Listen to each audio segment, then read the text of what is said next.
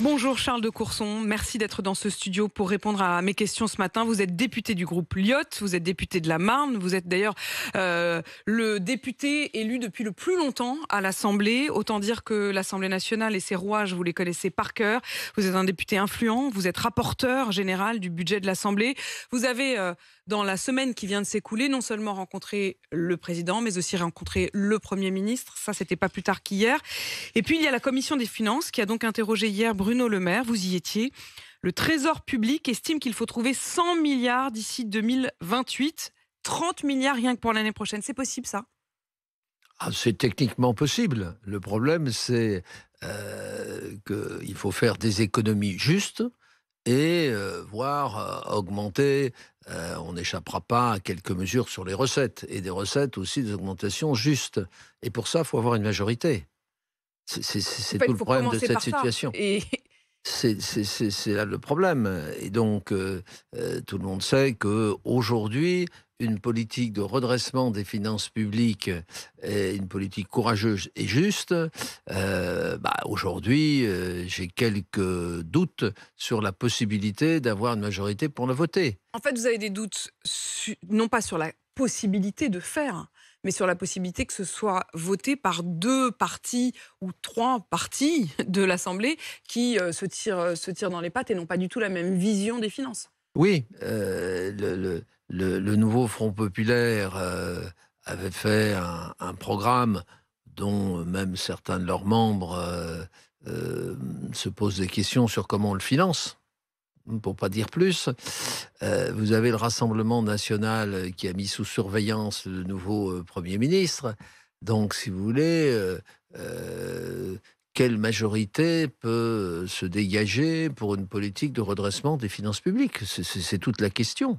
Charles de Courson, vous avez dit il faudrait faire des économies justes et des recettes justes. C'est quoi ? C'est-à-dire, si on oubliait la question de réussir à faire voter ce budget, déjà, c'est quoi des économies justes ? Je vais vous prendre quelques exemples. Parmi les très nombreuses idées, vous avez l'apprentissage. L'apprentissage est un succès. Donc, c'est une bonne politique. Simplement, une partie des bénéficiaires de ces crédits sont des jeunes qui ont Bac+4, Bac+5. Bon, donc certains disent il faut concentrer l'apprentissage sur ceux qui ont une formation plus modeste. Donc ne faut-il pas limiter uniquement à ces personnes-là ? Et ce serait une forme d'économie dans ce cas-là, évidemment. Ça, est-ce que c'est juste ? Moi, il me semble que c'est plutôt juste, mais il faut en discuter avec les différents courants politiques.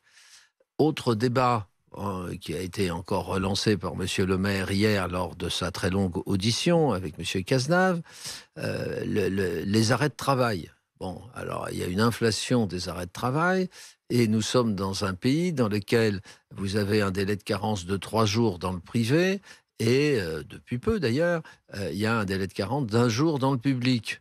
Est-ce qu'il faut égaliser sur les deux ? Et il y a le problème des jours de carence, mais il y a aussi la base.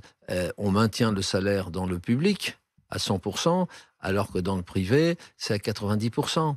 Mais ça veut dire quoi ? Il faudrait aligner peut-être sur le privé ? Alors, ça vous paraîtrait juste ? certains disent, il faudrait aligner le public sur le privé. Mais à ce moment-là, on se heurte à un problème, c'est que dans le privé, il y a beaucoup d'accords d'entreprises, de branches, etc.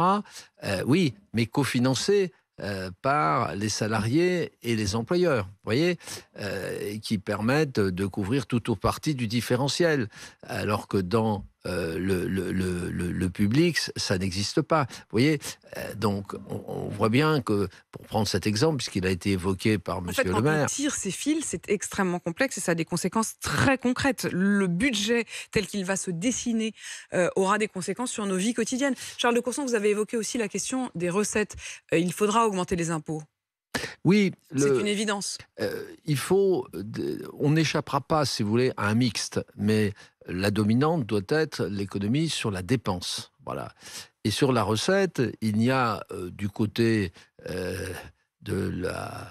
des anciens ministres, puisqu'ils expédient des affaires courantes, que deux idées sur lesquelles ils sont d'accord, qui est la taxation des rachats d'actions. Alors c'est un peu technique, puisque une entreprise peut avoir le choix, ou de mixer les deux, de distribuer des dividendes et ou de racheter des actions pour faire monter le cours des actions. Dans un cas, vous payez 30%, c'est-à-dire le prélèvement forfaitaire unique sur les dividendes, mais vous ne payez rien sur l'augmentation de la valeur de vos actions tant que vous ne les réalisez pas. Donc, certains disent il faut taxer les rachats d'actions. Il y a un certain consensus à la Commission des finances là-dessus. Donc ça devrait... Mais il reste à quel taux ? Vous voyez, à quel taux? Est-ce qu'on fait à l'américaine du 2, 3, 4%? Est-ce qu'on va au-delà? Certains disent qu'il faudra aller jusqu'à 30%, puisque c'est le PFU.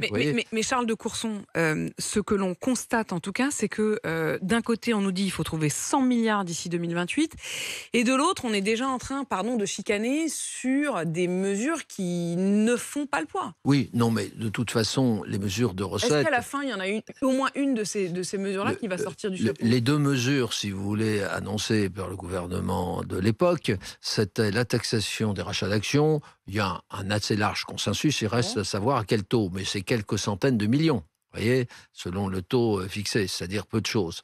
Et puis, il y a la taxation dite des surprofits des entreprises énergétiques. Mais dit-on ce qui s'est passé cette année? On nous avait annoncé dans un premier temps 12 milliards, puis 3 milliards, puis on est tombé à 600 millions, aux dernières nouvelles, on serait peut-être à 1 milliard. Vous voyez, donc oui, le gouvernement dit, allez, 2 milliards, autour de 2 milliards, donc la somme des deux, c'est maximum 3 milliards. C'est pas avec 3 milliards que vous redressez les finances publiques. Il y a quand même un problème politique, je vais y revenir dans un instant, mais je voudrais aussi qu'Alexandre puisse s'exprimer. Il est chef d'entreprise, il nous appelle de Poitiers. Bonjour Alexandre. Bonjour Apolline. Bonjour, Alexandre, est-ce que vous... Oui, il vous entend, Charles de Courson. Alexandre, est-ce que quand vous entendez effectivement qu'il faut trouver 100 milliards, est-ce que les entreprises, vous êtes dans quel secteur d'ailleurs Alexandre? Je suis dans le funéraire. Dans le funéraire, bon, j'ai envie de dire, malheureusement, il y a toujours du business dans le funéraire. Alexandre, est-ce qu'il faudrait taxer davantage? Est-ce qu'à un moment, vous vous dites, il faut qu'on prenne notre part?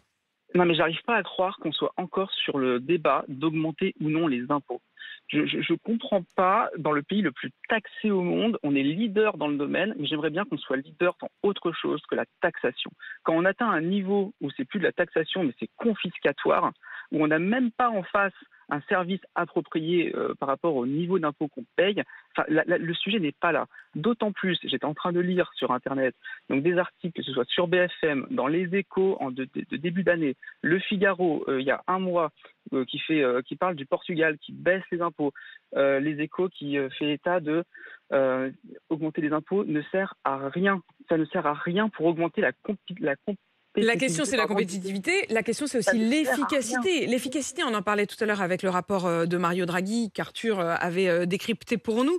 Alexandre, je voudrais que là-dessus, Charles de Courson puisse réagir. C'est la question aussi, quand Alexandre dit « Oui, mais le problème, c'est que est-ce qu'il marche nos impôts? C'est-à-dire, quel est le service qu'on a de l'autre côté ?» Non, mais...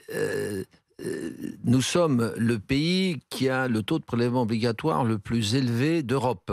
On se bat avec le Danemark pour savoir si on est numéro 1, numéro 2. Ça dépend les années. Bon. Mais donc, vous avez raison, monsieur. Mais le problème, il est la composition politique de l'Assemblée nationale voulue par le peuple français.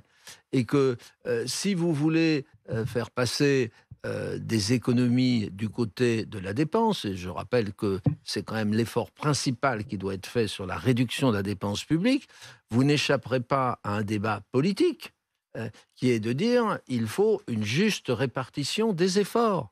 Voilà. En fait, ça veut dire qu'il va devoir, le nouveau gouvernement va devoir faire plaisir aux uns et plaisir aux autres, et donc trouver une sorte de... Oui, d'un compromis. Le problème n'est donc pas économique, si je vous écoute, Charles de Courson. Le problème est politique. Bien sûr qu'il est politique. Et la taxation des profits des entreprises énergétiques ou la taxation des rachats d'actions ne pose pas des questions particulières, puisque quasiment tout le monde est d'accord là-dessus. Est-ce que vous imaginez le futur gouvernement avoir le courage de trancher comme ce serait nécessaire, si je vous écoute?